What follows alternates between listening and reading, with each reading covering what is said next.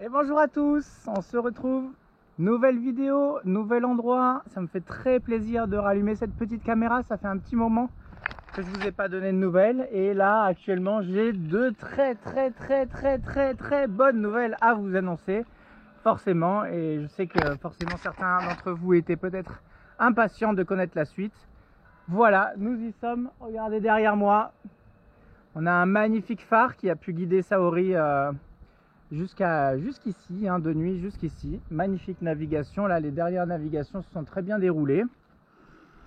Voilà, Saori se porte à merveille. Et puis j'avais envie de vous partager un petit peu ce panorama, ce sublime panorama de là où nous sommes actuellement, puisque je vais vous montrer directement dans le vif du sujet. Tada! Regardez ce qu'il y a en face. Rien, il n'y a plus rien. Et oui, on verra après la ville par la suite. Là pour l'instant on va se concentrer sur par là-bas, même peut-être un peu plus par là-bas pour être plus précis.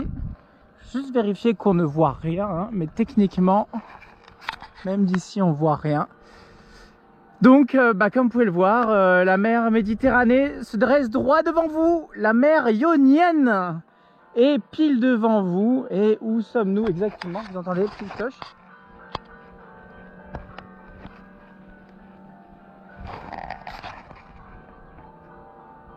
Regardez ce monstre, c'est le troisième, il y en a eu 3 d'affilée comme ça. J'en ai eu un qui nous a guidé à Taranto, pour le golfe de Taranto. Un qui nous a guidé à Gallipoli.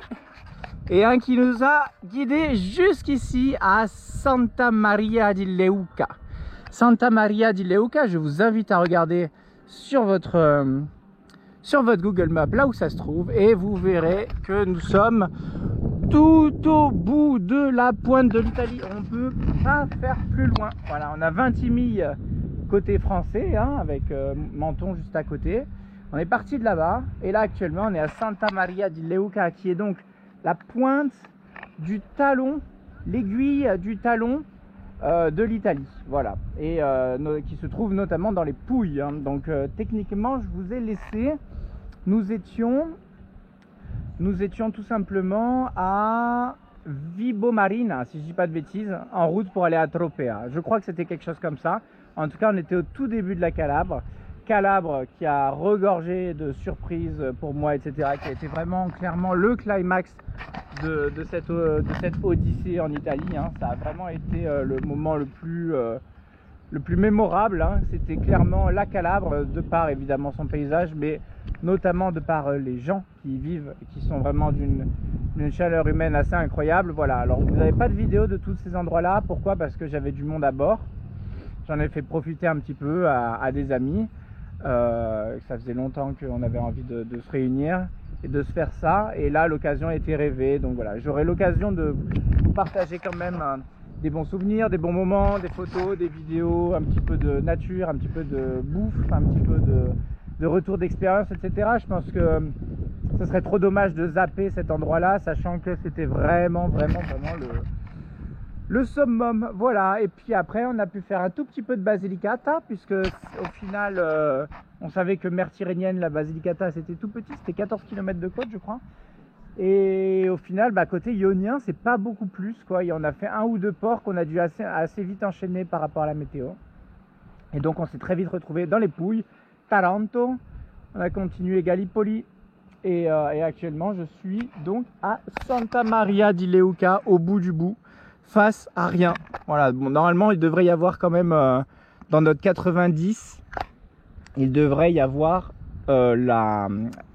justement les premières îles grecques. Enfin, on est en face. Et la prochaine navigation, celle que l'on s'apprête à faire là dans les jours qui viennent, ça sera direction Erikousai. Ça y est, notre première île grecque. Alors il va falloir que j'apprenne à parler grec, il va falloir que j'apprenne la prononciation grecque, il va falloir que j'apprenne à beaucoup de choses. J'ai très hâte, je suis très impatient. C'est vrai que là l'Italie, j'avais quand même cette facilité de parler italien, et c'est vrai que ça a grandement aidé au fait de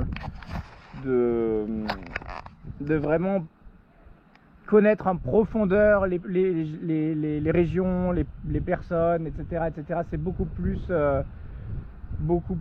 on va dire, on peut vraiment mieux s'imprégner, si vous voulez, de l'humeur locale, quoi.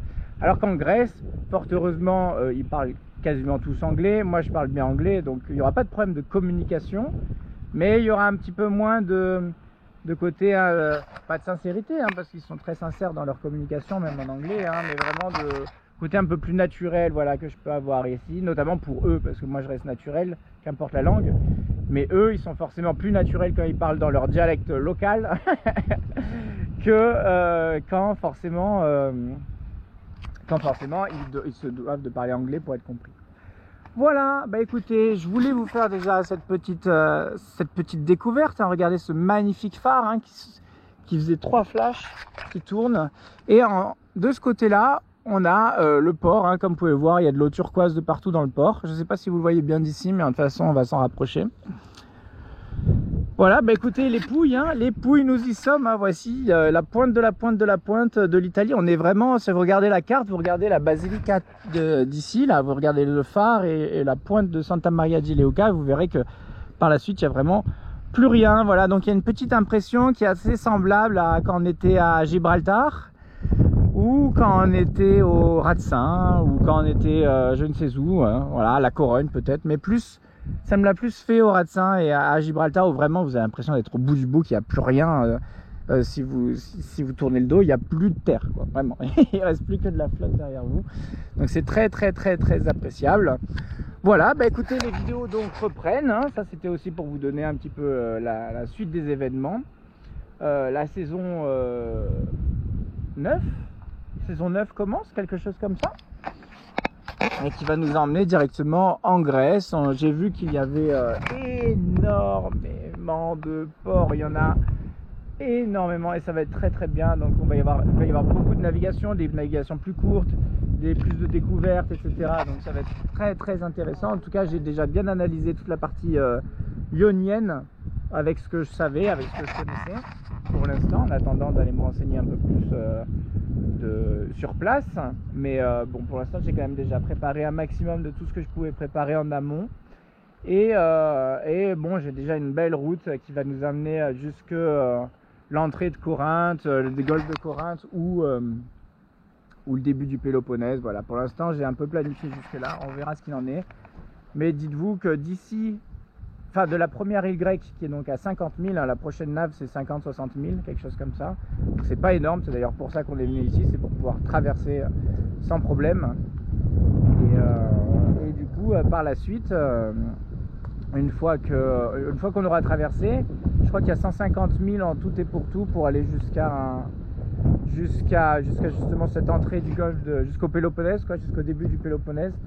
Et sur ces 150 000 qui sont pas grand chose, 150 000 c'est 3 navigations, j'ai dû pointer au moins une trentaine de ports différents à faire et au moins une dizaine de sites antiques à aller voir. Donc vous voyez que c'est hyper chargé, c'est hyper condensé. J'ai l'impression qu'un petit peu la carte va se densifier au niveau de ses richesses et de ses ports. Des ports, il y en a tous les 5 mètres. Donc ça va être très intéressant. Je pense qu'on va avoir aussi pas mal de surprises, hein, entre les ports privés hors de prix. Même en hiver, apparemment, il y a des ports qui sont des grandes marinas et tout, qui n'utilisent pas du tout de tarifs basse saison, ne connaissent pas la basse saison. Donc c'est comme si vous étiez en plein été alors qu'on sera au mois de décembre.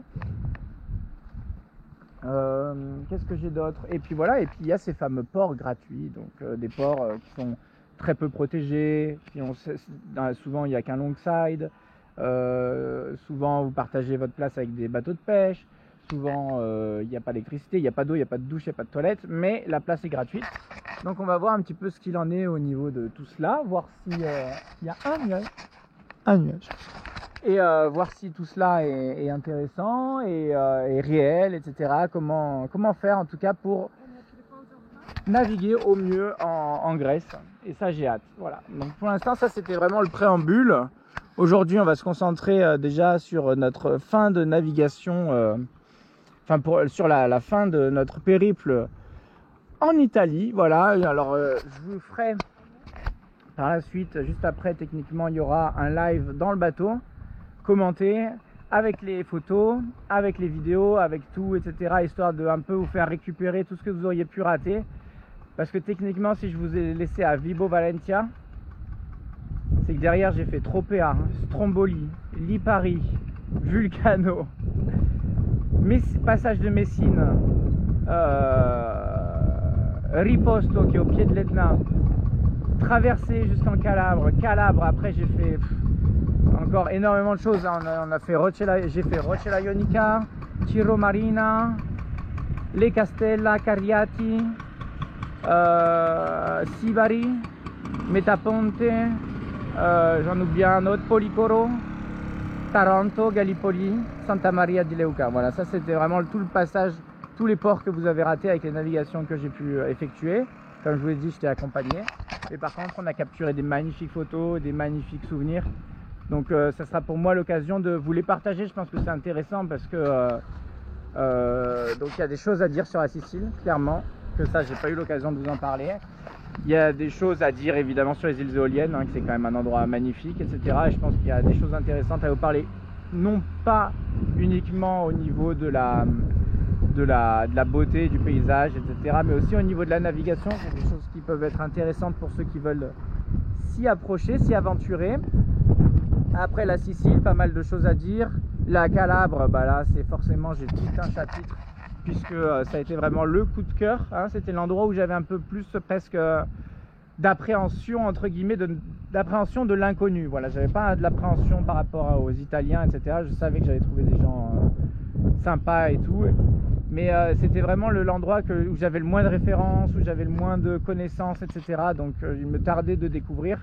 J'avais des amis, je connaissais des amis de Calabre, mais et je savais qu'ils étaient très la main sur le cœur, etc. Mais je n'avais que ça, quoi. Et donc là, je suis venu vérifier en live, et je peux vous le dire, les yeux dans les yeux, la Calabre est clairement la plus belle région d'Italie, que ce soit humainement, au niveau du paysage, au niveau de tout ça. Il y a la Basilicata qui est juste à côté, avec laquelle ils doivent se tirer la bourre. Mais j'ai pas eu l'occasion malheureusement d'en voir beaucoup de la Basilicata. Il y a beaucoup plus de terre en Basilicata que la Calabre, qui elle, il y a de la côte tout le long, donc j'ai pu en faire beaucoup plus, en voir beaucoup plus. Alors on voit une petite frégate de marine là, un bateau militaire, parce que juste en face là-bas se trouve l'Albanie, hein, aussi, hein, il faut dire. Et on a Albanie, Corfou, Grèce, quoi. Enfin, Corfou fait partie de la Grèce, mais tout est là, juste en face, à quelques dizaines de milles, hein. Donc c'est assez incroyable. On va quand même découvrir un nouveau pays. Encore une fois, on va rentrer dans un nouveau pays. On aura fait quand même France, Angleterre, Espagne, Portugal, Italie, Grèce. Ça va être le 6e pays différent qu'on visite avec Saori, quoi. C'est quand même sympa. C'est quand même sympa. Ça commence à en faire des petits pavillons. Voilà, bah écoutez, je vais pas faire trop long. L'idée c'était de vous prendre sur ce merveilleux endroit, regarder un petit peu ce qu'il en est ici. Et c'était pour vous donner un petit peu l'eau à la bouche. Voilà, la prochaine navigation va nous porter en Grèce. Et le prochain live sera un petit live récapitulatif, là, qu'on fera dans la foulée normalement. Un petit live récapitulatif sur tout ce que vous aurez pu manquer. Parce qu'il est vrai que déjà que vous avez raté les Cinque Terre, que vous avez raté... comment ça s'appelle déjà, la Costa Amalfitana avec Capri et Positano et compagnie. Donc ça c'était magnifique, et de toute façon le prochain live sera un live best of Italy, quoi. En gros on va faire ça, je vais faire un truc le plus concis possible je vais faire une sélection des plus belles images que j'ai, etc. Mais l'idée ça va être de vous donner un petit peu un résumé de mon retour d'expérience de Vintimille, du début de la Ligure jusqu'à Santa Maria di Leuca, la fin des Pouilles. J'ai pu tout faire, hein. Il me reste tout le côté adriatique que je n'ai pas fait du coup, mais sinon j'ai fait toute la partie on va dire méditerranéenne de l'Italie. J'en suis très content, ça s'est très bien déroulé. Pour ceux qui veulent la nouvelle, Saori se porte à merveille, hein. Ça c'est toujours bon de le partager quand même, après autant de distance, hein, quand même, hein. Ça fait une quarantaine de ports, je crois, j'ai calculé en Italie de plus, de fait. On a dépassé les 100 ports, largement on a dépassé les 100 ports différents faits avec Saori au total. Et bon voilà, hein, on surveille toujours, on est toujours attentif, on entretient régulièrement, tout n'est pas simple, hein, c'est pas juste je mets la clé et ça marche, hein. Il y a beaucoup de choses, forcément de l'entretien régulier que vous ne voyez pas forcément à chaque fois. Mais en ce moment, elle se porte plutôt très bien, et pour cela, j'en suis très content. Voilà, je vous montre un petit peu le port qui est tout illuminé. Voilà, donc écoutez, je suis ravi de vous partager enfin des nouvelles vidéos. Je suis ravi de vous annoncer que la prochaine, ça sera un best-of Italia et que ça peut être vraiment très intéressant pour vous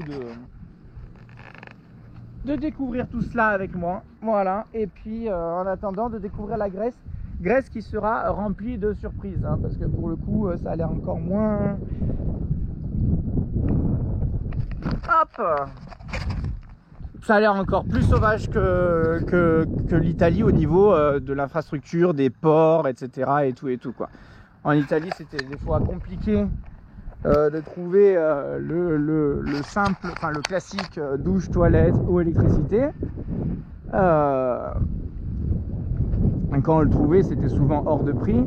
Voilà, là on va voir un petit peu ce qu'il en est pour la Grèce, mais j'ai hâte de voir... J'ai hâte d'y mettre les pieds tout simplement. Voilà, bah écoutez, je m'arrête là-dessus, je commence à me répéter. Je vous embrasse, je vous retrouve tout à l'heure. On va faire une petite balade, on va se descendre jusqu'au port. Je pense qu'on va aller rejoindre Saori, tout simplement. Et après, une fois qu'on sera à bord de Saori, je couperai la GoPro, j'allumerai le PC et on se fera un petit live récapitulatif sur tout ce parcours en Italie. Voilà, pour faire tout simplement une espèce de trait, enfin en tout cas pour tourner la page et écrire une nouvelle page qui nous mènera en Grèce, une toute nouvelle page. Voilà, j'ai hâte d'écrire quelque chose sur cette nouvelle page. En attendant, comme je vous le dis, Saori est bien arrivé à bon port, en bon état, prête à repartir, et donc j'ai hâte de vous faire découvrir un petit peu tout ça. Voilà, je vous retrouve tout de suite pour la descente et visite un petit peu de la ville et du lungomare jusqu'à Saori qui se trouve là-bas. Voilà, allez, à tout de suite, bye bye, et ravi de vous retrouver, je suis très content, à tout de suite.